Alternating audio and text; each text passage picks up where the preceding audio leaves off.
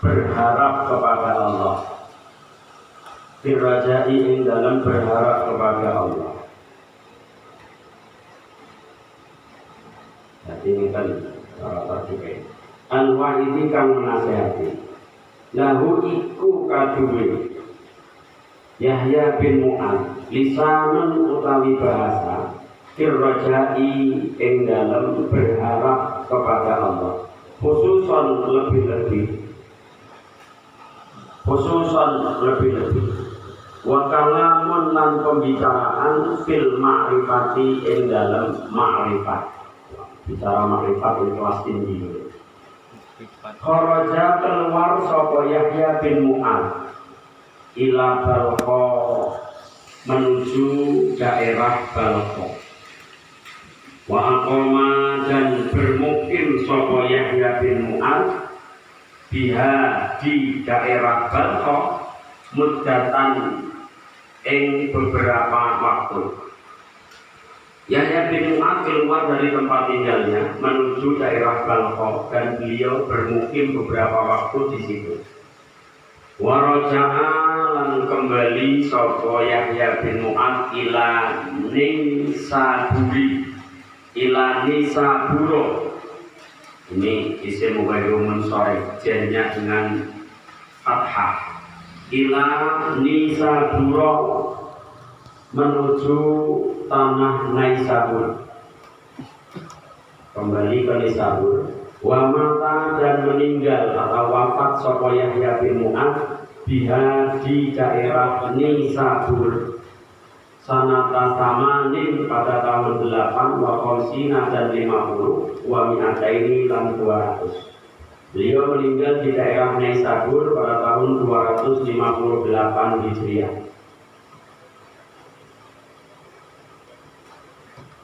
Yahya bin Mu'ad Ar-Razi beliau berkata, Tuba sungguh utawi keberuntungan. Tuba sungguh utawi keberuntungan liman iku milik orang. Liman iku milik orang taroka yang meninggalkan sokoman. Ad-dunya ing perkara duniawi. Qabla an tasrukahu sebelum meninggalkan apa duniawi ing wong. Beruntung, sungguh beruntung bagi orang-orang yang meninggalkan duniawi sebelum duniawi itu meninggalkannya. Ayil khairu, yaitu utawi kebaikan al-kathiru yang banyak, liman itu bagi orang-orang sorofa yang membelanjakan sapa wong amwalahu ing harta bendanya wong fi anwa'il birri ing di dalam beberapa macamnya kebaikan qabla dihabiha sebelum hilangnya amwal anhu dari dirinya. Penjelasan dari keberuntungan bagi orang yang meninggalkan duniawi sebelum duniawi meninggalkannya adalah kebaikan yang sangat banyak adalah bagi orang-orang yang membelanjakan harta bendanya untuk melakukan bermacam-macam kebaikan sebelum harta bendanya itu meninggalkan dia. Ini sudah jelas. Artinya apa? Bukan hanya harta benda barangkali, kita menggunakan kesehatan kita untuk melakukan kebaikan-kebaikan sebelum kita sakit. Sehingga dengan sakit kita terhalang untuk melakukan kebaikan. Kita gunakan umur kita yang sementara waktu diberikan oleh Allah kepada kita sebelum umur kita tersebut diambil kembali atau habis jatah umur kita, tidak ada kesempatan untuk melakukan kebaikan. Dan lain-lain kalau dikiaskan banyak, jabatan, kedudukan, gunakan kedudukan, jabatan untuk meraih kebaikan, untuk melakukan kebaikan-kebaikan yang banyak sebelum jabatan kedudukan itu meninggalkan kita. Itu makna dari beruntung, sungguh keberuntungan bagi orang yang meninggalkan duniawi sebelum duniawi meninggalkannya. Jadi ini harus dipahami dengan proporsinya. Artinya adalah kalau bahasa Al-Quran, wabtaghi fima atakallahu daral akhirah wala tansa nasibaka minad dunya wala tansa nasibaka minad dunya. Wabtaghi fima atakallah, carilah bagianmu untuk kehidupan di alam akhirat, tetapi jangan sekali-kali kamu lupakan bagianmu di dunia. Wala tansa nasibaka minad dunya. Jadi ada faktor keseimbangan dalam Islam. Islam tidak lantas menyuruh umatnya untuk miskin, itu tidak. Islam tidak menyuruh umatnya untuk lemah, itu tidak. Jadi duniawi itu bukan lantas pakaian yang mahal, bukan lantas kendaraan yang mewah, bukan lantas rumah yang megah, dan lain-lain sebagainya. Yang dikatakan dunia dalam hal ini adalah segala sesuatu yang menyibukkan kita dari taat kepada Allah. Itu namanya dunia. Meskipun nilainya remeh, kok gara-gara terkesan, gara-gara rokok setengah batang, kemudian kita iman, kita sayang, mau jamaah tanggung ini baru setengah, tinggal setengah batang. Maka meskipun rokok ini setengah batang, itu duniawi. Karena apa? Hanya gara-gara setengah rokok, puntung rokok itu menghalangi kita untuk melakukan ibadah secara berjamaah kepada Allah. Mungkin tidak meninggalkan sholatnya, tapi kebaikan dari jamaah itu sendiri terhalangi oleh setengah puntung rokok. Nah, sebaliknya kita, apakah tidak boleh kita punya harta benda yang banyak? Boleh. Apakah tidak boleh kita punya rumah yang megah? Boleh. Kendaraan mewah? Boleh. Pakaian yang mahal? Boleh. Selama fasilitas-fasilitas tersebut tidak melalaikan kita dari Allah. Lebih-lebih lagi jika kita mampu memanfaatkan dengan sebaik-baiknya. Kita punya rumah yang bagus barangkali, tetapi dengan rumah yang bagus semakin menambah kebaikan dalam diri kita, ibadah semakin tenang, kita membuka rumah kita untuk banyak orang, untuk mendapatkan kebaikan-kebaikan, tamu datang disambut dengan baik dan seterusnya. Kita punya kendaraan pun demikian. Kendaraan tidak menjadikan kita lupa diri dan lupa daratan kepada Allah.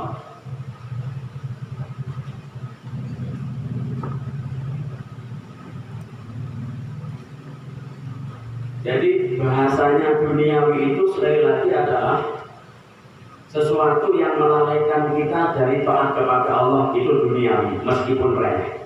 Kalau sesuatu tersebut sesuatu yang mewah, harta benda banyak, rumah megah dan seterusnya, justru malah menjadikan kita tenang ibadah, justru malah menimbulkan kebaikan-kebaikan bagi diri kita dan orang lain yang ada di sekitar kita, maka harta benda itu bukan termasuk duniawi, tetapi mazra'atul akhirah, benih persemaian alam akhirat. Itu. Bismillahirrahmanirrahim. Yang kedua, pertama, keberuntungan bagi orang yang meninggalkan dunia sebelum duniawi meninggalkan dirinya. Yang kedua, wabana lan membangun sokopong. Artinya beruntung sungguh orang yang membangun qabrohu ing kuburnya qabla ayyadkhulahu, sebelum dia memasuki kuburnya. Keberuntungan yang kedua adalah bagi orang yang membangun kuburnya sebelum dia memasuki kuburnya tersebut. Apa makna yang terkandung di dalamnya? Bi an'amila, kelawan yento mengamalkan, melakukan perbuatan sokongkong ma ing perkara bihi kang iku tetep ing dalem ma tunisu, menjadikan tentram, tunisu menjadikan tentram apa ma fil qabri ing dalam kubur. Jadi maksud dari beruntung bagi orang yang membangun kuburnya sebelum dia memasuki kuburnya tersebut adalah dia melakukan perbuatan-perbuatan yang di dalamnya mengandung ketentraman di alam kuburnya nanti. Apa yang menjadikan ketentraman di alam kubur? Ketaatan kita kepada Allah, penjauhan diri kita dari larangan-larangan Allah. Itu dalam rangka membangun rumah kita di alam kubur. Orang yang sholat, orang yang puasa, orang yang infak, sedekah, zakat, orang yang haji dan umroh, orang yang berbuat baik kepada istri dan keluarganya dengan tanggung jawab penuh, orang yang berbuat baik kepada sesama dan seterusnya.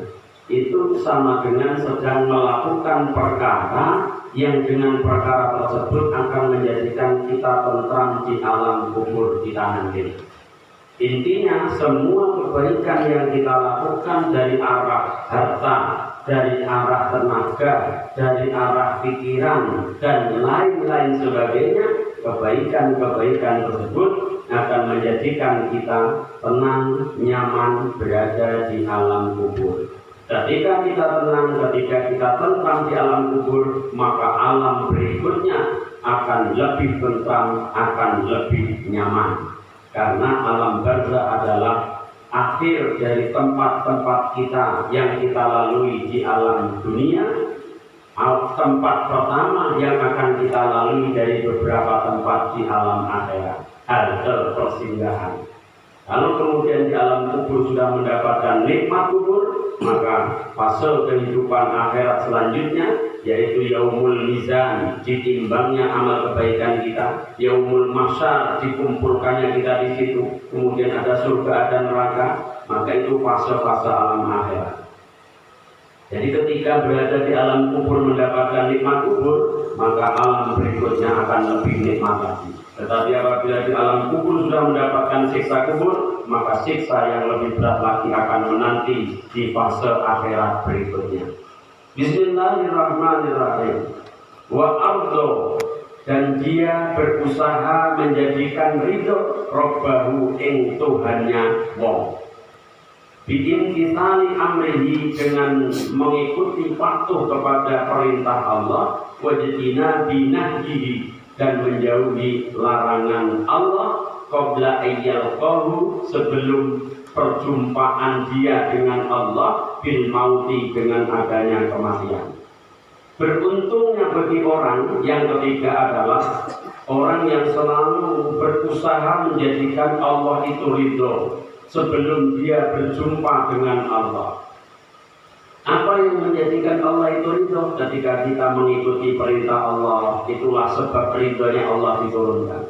Ketika kita menjauhi larangan Allah, itulah sebab utama ridho Allah diturunkan. Kapan kita akan berjumpa dengan Allah? Bil mauti, dengan adanya kematian.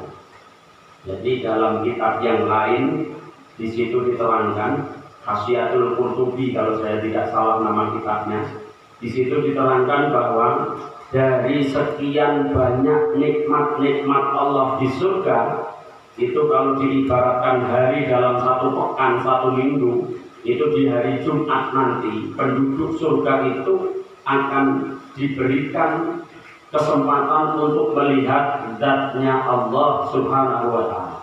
Dan dari sekian banyak nikmat Allah di surga, tidak ada yang terasa lebih nikmat daripada mampu memandang zatnya Allah.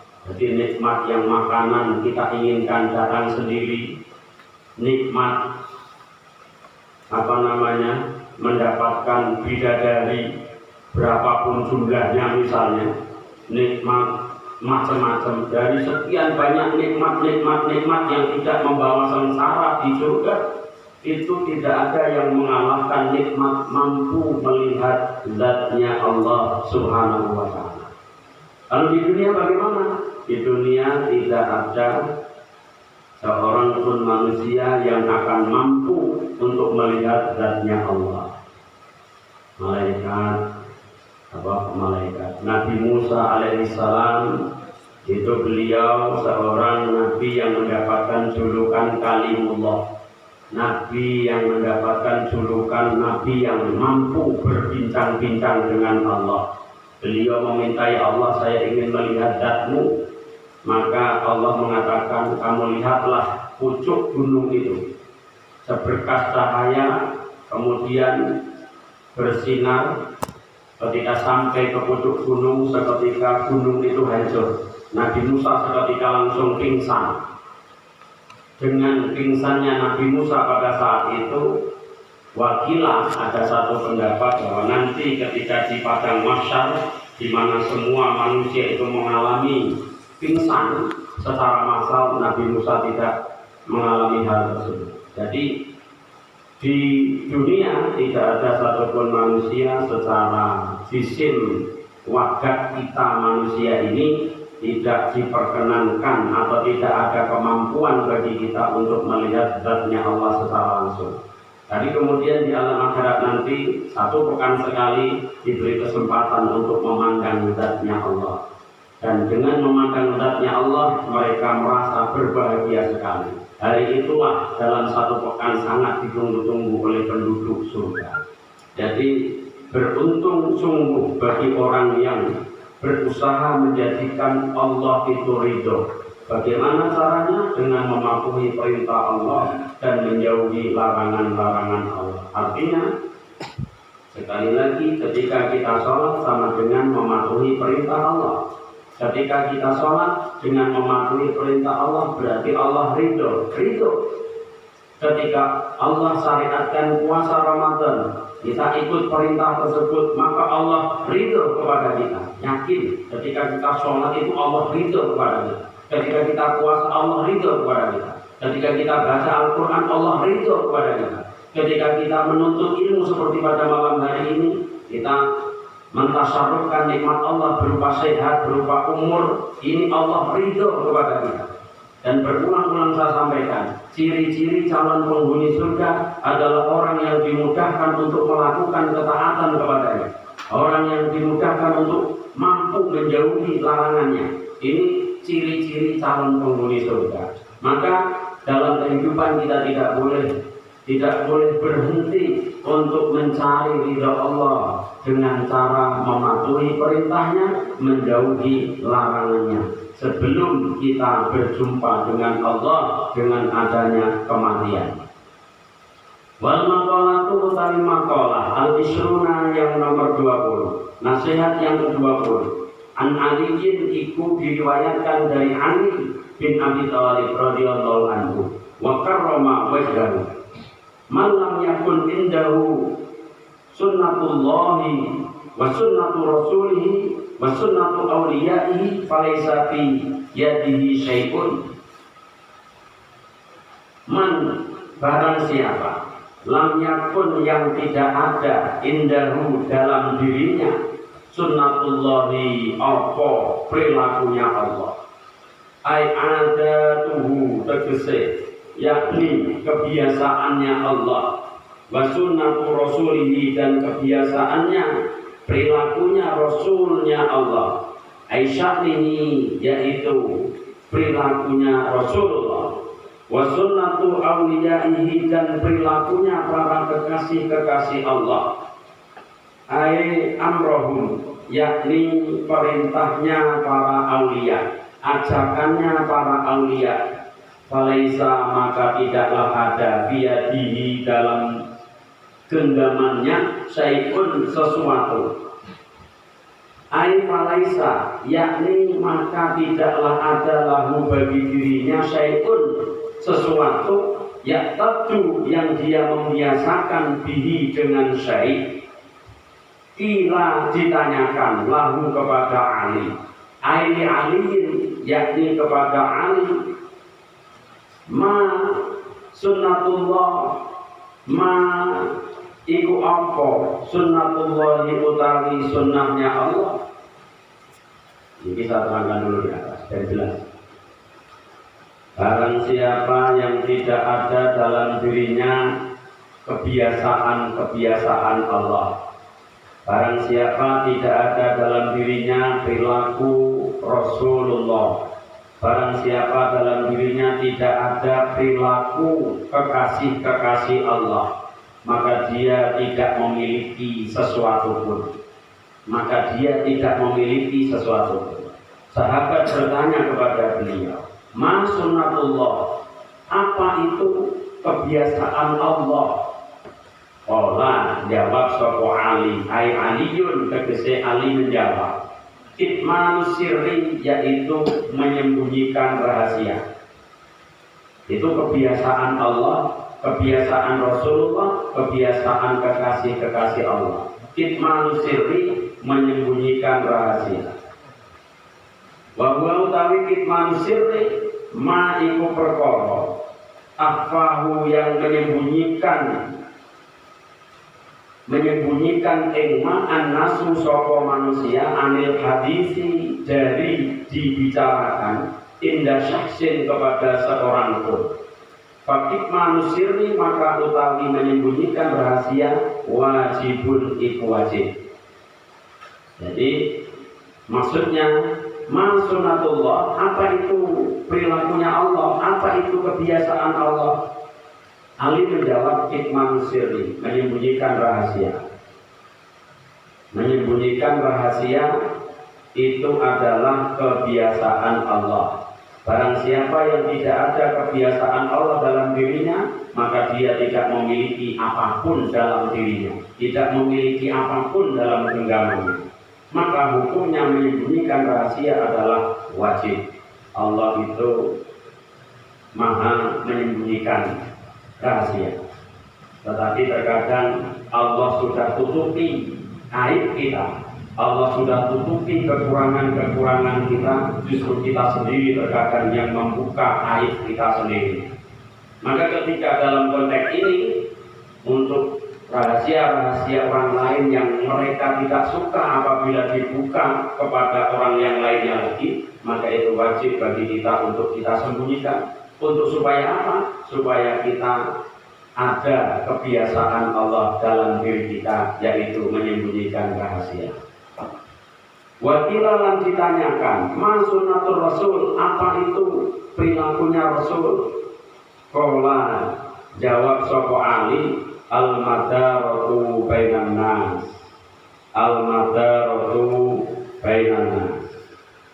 Namanya apa al-madaratu? Kita lihat dulu. Misalnya sedikit.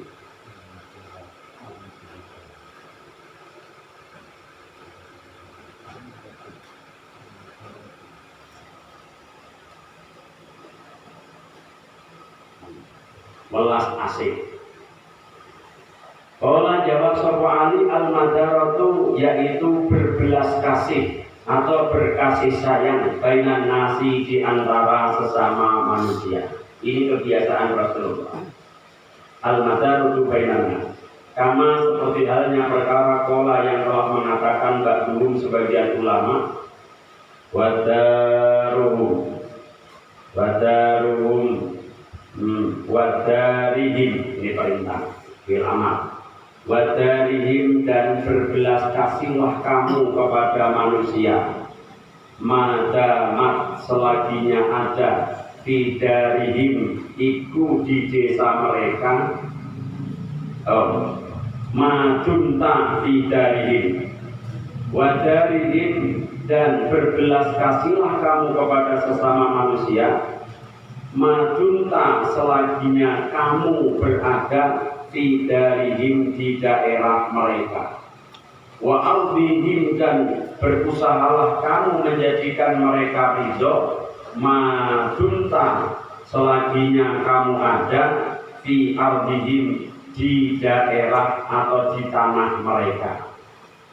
Jadi Rasulullah itu orang yang sangat berbelas kasih kepada sesama manusia. Nah, ditopang dengan ucapan para ulama dalam nasihatnya, kamu berkasih sayanglah kepada mereka selama kamu berada di rumah mereka. Kita berada di tempat siapa? Maka kita beramah tamah, bersikap yang baik kepada penghuni rumah. Ketika kita berada dalam sebuah wilayah, sebuah daerah, kita diperintahkan untuk menjadikan orang itu ridho, penghuni daerah itu ridho dengan kita selama kita berada di wilayah mereka. Artinya kita menebar kebaikan dimanapun kita berada. Kalau bahasa kita dulu, di mana bumi dipijak, di situ langit dijunjung. Ini peribahasa tapi masuk dalam kategori ini. Tidak cuma peribahasa sembarangan. Artinya di mana bumi dipijak, di situ langit dijunjung. Maka kita berada di kalangan manapun dan bergaul dengan siapapun, insya Allah kita bisa diterima di semua kalangan. Zaman akhir terkadang banyak orang yang memaksakan pola pikirnya untuk orang lain, padahal tidak bisa seperti itu. Terkadang kita memaksakan pola pikir kita kepada orang lain, sementara kita tidak mau mengalah untuk mengikuti pola pikir mereka. Ini kan kacau. Maka tasamuhnya di sini dalam beragama, dalam bergaul satu sama lain, karena manusia itu ada namanya ukhuwah basyariah. Ukhuwah basyariah itu persaudaraan dengan sesama manusia. Siapapun manusianya, dari bangsa apapun, apapun agamanya, apapun warna kulitnya, karena kita sama-sama manusia, maka kita punya hak untuk saling bersaudara.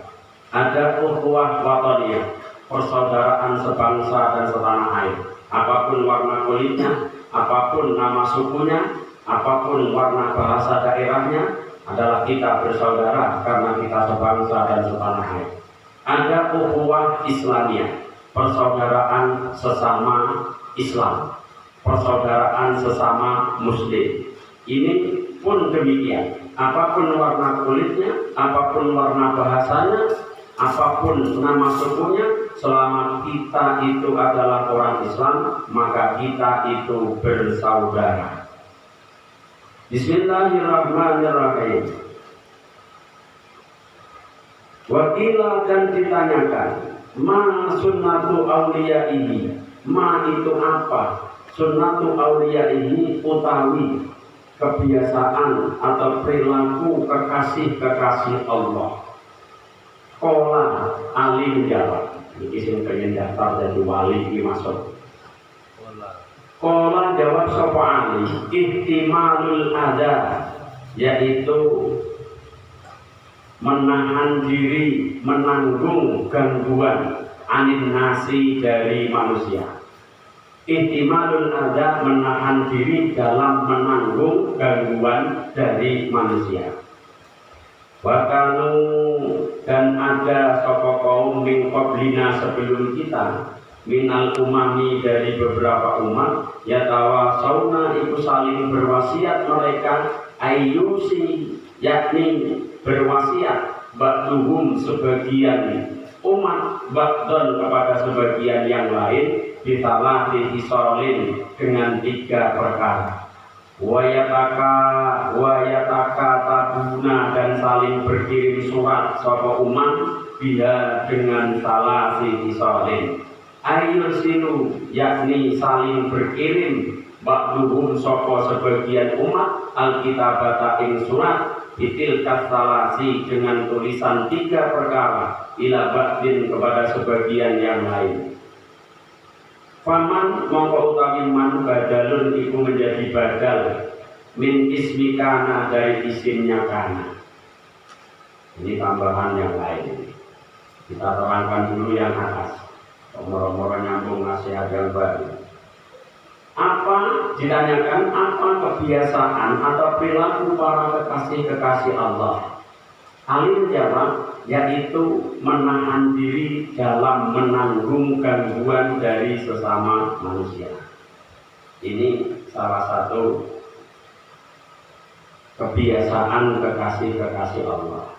Artinya yang namanya bergaul dengan sesama manusia, kepala mungkin sama hitamnya, tetapi pemikiran pasti berbeda-beda. Nah, kita menghadapi perbedaan yang ada di antara manusia, itu terkadang kita harus bersabar. kita harus menahan diri dan seterusnya. Dan itulah resiko kita campur bergaul dengan sesama manusia. Sekarang kalau dipikir bagusan mana kita menyendiri di pucuk gunung tanpa bergaul dengan orang lain, kita hanya menyelamatkan diri kita dari dosa-dosa, atau lebih baik kita kumpul bergaul dengan manusia, resikonya kita nyampar nyandung dosa. Nyampar nyandung dosa itu apa? Kesana kemari itu selalu bersinggungan dengan yang namanya dosa. Dari segi tasawuf namanya uzlah.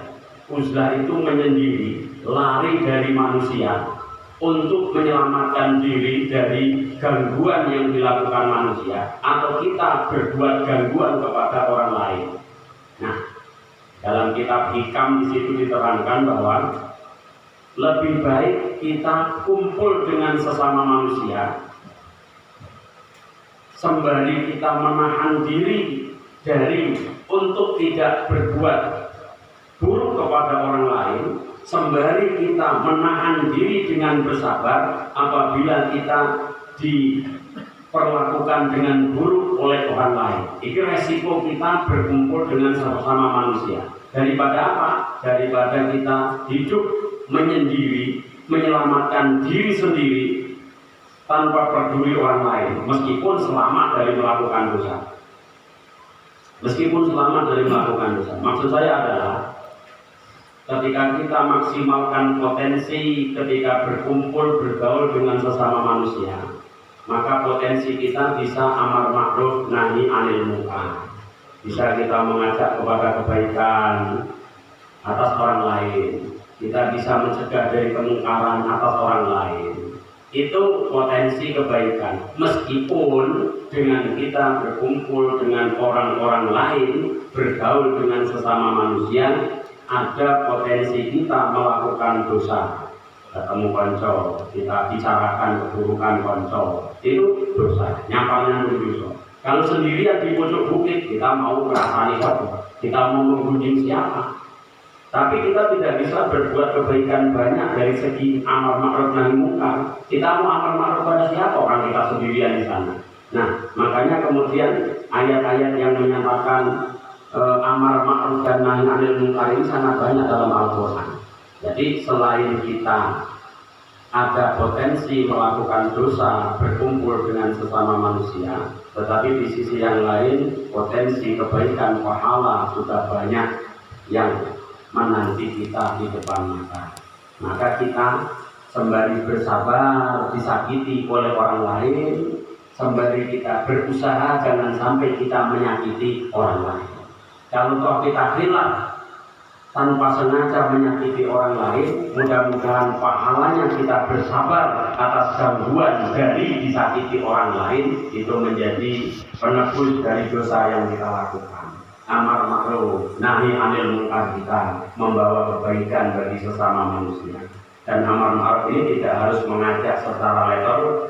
Kita berperilaku yang baik kemudian dicontoh oleh orang lain, ini pun menjadi amar ma'ruf yang tanpa kita sadari. Nah, kita nggak banyak ngomong, tetapi kita berdakwah dengan perilaku. Kemudian orang lain tanpa sepengetahuan kita mencontoh apa yang kita lakukan, itu sudah pahala yang tak terhingga. Bismillahirrahmanirrahim. Wakanu min qablina, ini baru nasihat yang baru. Wakanu min qablina yatawassauna bisalati sholin. Mereka orang-orang sebelum kita saling berwasiat satu sama lain untuk melakukan 3 perkara. Saling kirim surat, jangan lupa 3 perkara ini dilakukan. Ayo 3 perkara ini dilakukan. Apa itu?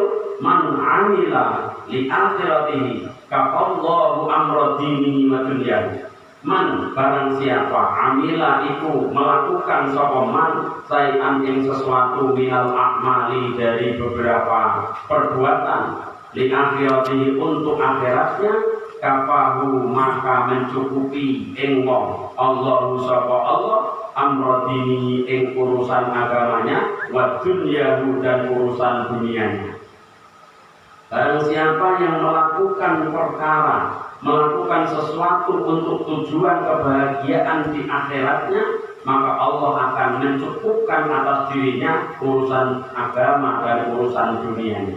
Mencukupkan itu artinya ya menyelesaikan.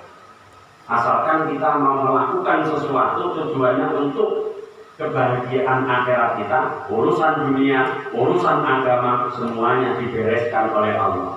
Aifahuwa, yakni dia orang itu fi hifdzillahi ta'ala, berada dalam penjagaan Allah Ta'ala, fi jami'i ahwalihi, dalam semua perilaku-perilakunya.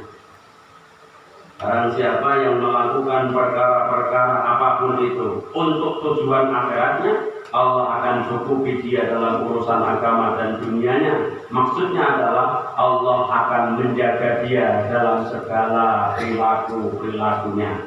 Jaga itu maksudnya dia dijaga untuk tidak melakukan sesuatu kecuali yang baik-baik. Ini dijaga oleh Allah. Kenapa? Apapun yang dia lakukan orientasinya, tujuan utamanya adalah untuk akhiratnya. Maka dunianya beres, maka urusan agamanya menjadi beres. Kebanyakan orang yang direpotkan dengan segala macam perkara, bahkan orientasi kehidupannya hanya diarahkan kepada dunianya saja. Dia akan capek, keletihan, akan kerepotan dan lain sebagainya. Tapi kalau orientasinya itu untuk akhirat, insya Allah dunianya beres. Kiasan yang paling mudah adalah ketika kegiatan kita di alam dunia, kegiatan ekonomikah itu, kegiatan sosialkah itu, kegiatan dalam rumah tangga dan seterusnya, anak-anak kita, urusan yang banyak sekali setiap hari kita alami, kita jalani, itu kuncinya hanya di satu. Kalau sholat kita urus dengan baik, 5 waktu kita urus dengan baik, maka persoalan-persoalan yang lain akan dicukupkan oleh Allah. Niscaya juga akan menjadi baik. Adanya kemudian urusan kita centang penang nggak karu-karuan, satu masalah belum selesai, ada masalah lagi. Masalah kedua belum selesai, ada masalah ketiga lagi. Semuanya nggak ada yang mendapatkan solusi dan jalan keluar. Bisa jadi karena sholatnya 5 waktunya tidak diberesi olehnya. Tapi kalau beres 5 waktunya, mudah-mudahan. Apakah tidak punya persoalan kita hidup? Pasti punya persoalan. Jelas, tidak ada orang yang hidup yang tidak punya persoalan. Kabeh punya persoalan, betul tidak? Kabeh punya persoalan.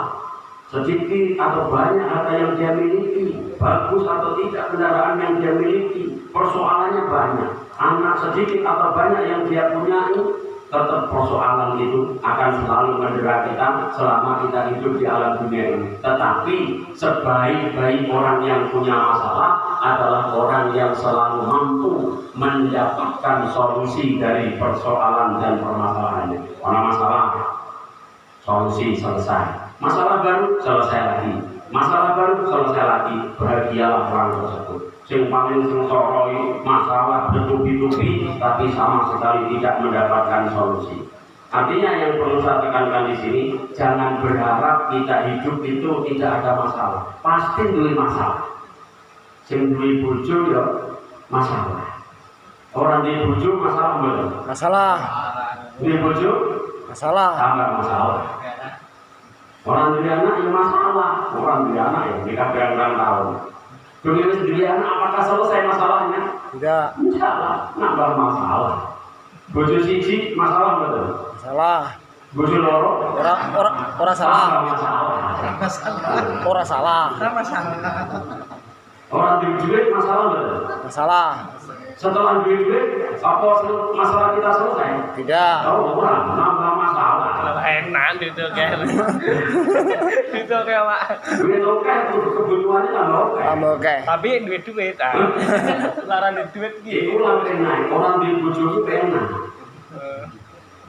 Orang di bojo ki masalah. Di bojo apakah tidak masalah? Masalah. Tapi meskipun masalah kan di bojo. Lah iya itu. Bojo masalah ya.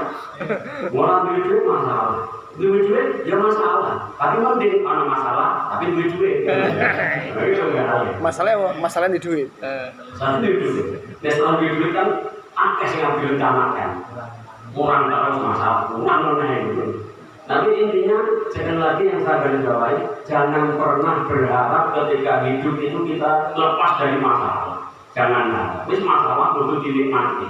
Nikmati itu jangan masalah itu harus kita selesaikan, harus kita hadapi, bukan untuk dihindari. Di satu tempat kita hindari masalah, apakah di tempat lain kita tidak akan mendapatkan masalah lagi. Maka bersabarlah dengan masalah yang menimpa kita. Kita selalu berdekat-dekat dengan Allah. Di sini dikatakan apabila seseorang itu mengorientasikan, menjadikan tujuan pokok dari seluruh apa yang dia lakukan itu adalah untuk akhiratnya, maka Allah akan cukupkan urusan agama dan dunianya. Itu jaminan kita harus yakin. Waman ahsana sariratahu, waman utawi barang siapa iku ahsana gawe bagus sapa man sapa wong sariratahu ing batiniahnya wong aidumi rokon di tegese ing jerone atine wong, tegese isi hatinya orang diperbaiki, ahsana maka akan memperbaiki Allahu sapa Allah ala niyatahu ing dzahiriyahnya wong.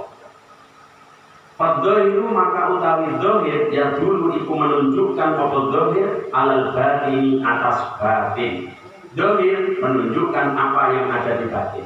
Penampilan luar menunjukkan apa yang ada di dalam hati. Maka makolahnya adalah barang siapa yang selalu berusaha memperbaiki hatinya, memperbaiki perilaku hatinya. Hati itu punya perilaku-perilaku yang tidak diketahui oleh orang lain selain kita dan Allah tentunya.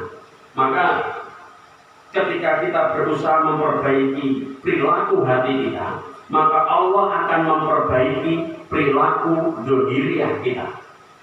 Ana wong kok ngomongé weleh, iku yo tumbuh dari hati yang dia miliki. Orang kok berperilaku yang buruk-buruk itu biasanya muncul utama dari dalam hati. Maka ada makalah al-dhahiru tadullu alal batin. Penampilan zahir itu menunjukkan isi hati dalam diri seseorang. Meskipun tidak selamanya seperti itu, tapi kebanyakan penampilan luarnya bagus, lemah lembut, tidak tahunya hatinya kasar, hatinya jahat dan seterusnya ada. Tetapi itu barangkali pengecualian. Namanya segala sesuatu itu ada pengecualiannya. Definisi tertentu terkadang keluar dari itu ada. Artinya orang yang selalu memperbaiki hatinya, Allah akan berikan perbaikan dalam penampilan zahiriyahnya. Kita terkadang lihat para masyayikh, para ulama yang sepuh-sepuh itu ngomongnya, ngendikane, nasihatnya itu hanya biasa-biasa saja. Tapi karena hatinya barangkali sudah taqarrub ila Allah, hatinya itu sudah selamat dari penyakit-penyakit hati, sing diomongin yang dibicarakan meskipun sederhana tetapi masuk ke dalam hati. Kiai-kiai sepuh-sepuh itu atau kiai muda-muda yang barangkali karena tumbuh dari hati sanubarinya yang sudah bersih, ucapannya sederhana tetapi mampu mengena dalam hati dan sanubari. Maka kita bareng-bareng berusaha memperbaiki sarirah kita, memperbaiki isi hati kita.